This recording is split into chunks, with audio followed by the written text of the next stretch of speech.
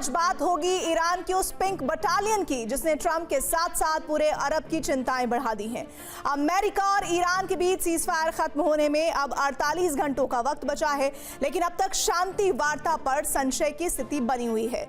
ऐसे में अब ईरान ने अपनी सैन्य शक्ति का ट्रेलर लॉन्च कर दिया है। वो ट्रेलर जिसमें एकता है, राष्ट्रवाद है और दुश्मन के लिए सख्त मैसेज की अगर ईरान को दहलाने की कोशिश की तो फिर दुश्मन पर वो कहर बरपेगा जिसकी उसने कल्पना भी नहीं की होगी।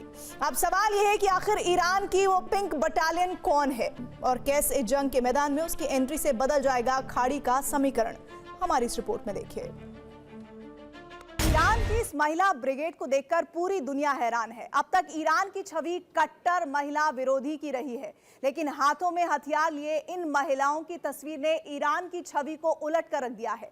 साथ ही ये संदेश देने की कोशिश है कि खामेनेई शासन को महिलाओं का पूरा समर्थन प्राप्त है। जिस प्रकार से ईरान की औरतें, लड़कियां रास्ते पे उतरी हैं, ये साफ दर्शाता है कि ईरान जो है सरेंडर नहीं करेगा, टक्कर लेगा, लड़ेगा, मरेगा, पर सरेंडर नहीं करेगा। ये बात शायद साफ ईरान जो है अमेरिका को दे रहा है, खासकर अब जब स्टेट ऑफ हॉर्मुज को लेकर लग रहा है कि अमेरिका और ईरान के बीच शायद वार्तालाप में कठिनाई महसूस हो रही है। ईरान अमेरिका के बीच फिर जंग शुरू होने वाली? क्या ईरान अब जंग में महिला आर्मी को उतारने जा रहा है? क्या अमेरिकी ग्राउंड ऑपरेशन को रोकने के लिए महिला आर्मी की होगी तैनाती? अब सवाल यह है कि आखिर लेडी ब्रिगेड को लेकर आईआरजीसी की वो सीक्रेट प्लानिंग है क्या, तो उसे भी समझिए। दरअसल आईआरजीसी ने ईरान की लेडी ब्रिगेड को जंग के दौरान बड़ी जिम्मेदारी सौंपने का प्लान बनाया है। सूत्रों की माने तो अगर एक बार फिर ईरान के खिलाफ अमेरिका जंग छेड़ता है तो फिर ईरान की ये लेडी ब्रिगेड ग्राउंड ऑपरेशन में भी शामिल होंगी। साथ ही इन्हें ईरान की टोटल डिफेंस का हिस्सा भी बनाया जाएगा, यानी अगर जंग में हालात बिगड़ते हैं तो फिर इन्हें ईरानी नागरिकों को अलर्ट करने का काम सौंपा जा सकता है। साथ ही लेडी ब्रिगेड की एक टुकड़ी की तैनाती शहरों में होगी ताकि जंग के दौरान लोगों की सुरक्षा सुनिश्चित की जा सके। जंग के दौरान लॉजिस्टिक्स सपोर्ट में भी इनका इस्तेमाल किया जा सकता है और साथ ही वो गुरिल्ला वॉरफेयर में भी माहिर होती हैं। ऐसे में अगर अमेरिका ग्राउंड ऑपरेशन करता है तो फिर इनका रोल अहम हो जाएगा, यानी लेडी ब्रिगेड की तैनाती से ईरान की सैन्य ताकत को मजबूती मिलेगी, जिससे ट्रंप की चिंता बढ़ना लाजमी है। ईरान की बासिज महिला ब्रिगेड, जिन्हें संभावित जंग के लिए तैयार रहने का निर्देश जारी किया गया। 1979 के रेवोल्यूशन के बाद अमूमन कहा जाता था कि एक कट्टरपंथी जब सरकार आती है और ख़ासकर मज़हब को लेकर के, तो शायद औरतें जो हैं उनके साथ भेदभाव होगा।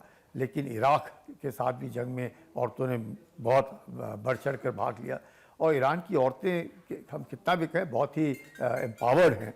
उनका जो सोच है थोड़ी सी अलग है और ये सोचना कि ईरान की महिलाएं सिर्फ पर्दे के पीछे रहती हैं, ऐसे नहीं है। कोई शक नहीं, क्योंकि अमूमन ये कहा जाता है कि इस्लाम में जो औरतें हैं पर्दे के पीछे रहती हैं, और ख़ासकर जब एक थियोक्रेटिक स्टेट हो, आयतल्ला के नीचे हो, तो शायद लगता होगा कि औरतों को अलग और मर्दों को अलग रखा जाता है। ऐसे नहीं है। ईरान ने दिखाया है कि औरत और मर्द में कोई अंतर नहीं है और औरतें जो हैं अमेरिका को टक्कर देने के लिए तैयार हैं।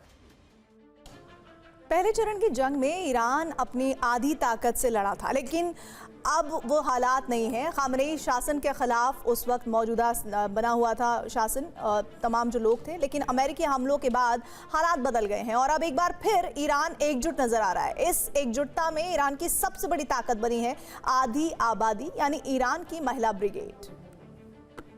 ईरान पर हमले के पीछे ट्रंप ने जो तर्क दिया था, उसके मुताबिक ईरान में महिलाओं और वहां के लोगों पर खामेनेई शासन जुल्म कर रहा है, उनका हक छीना जा रहा है, उनकी आवाज दबाई जा रही है।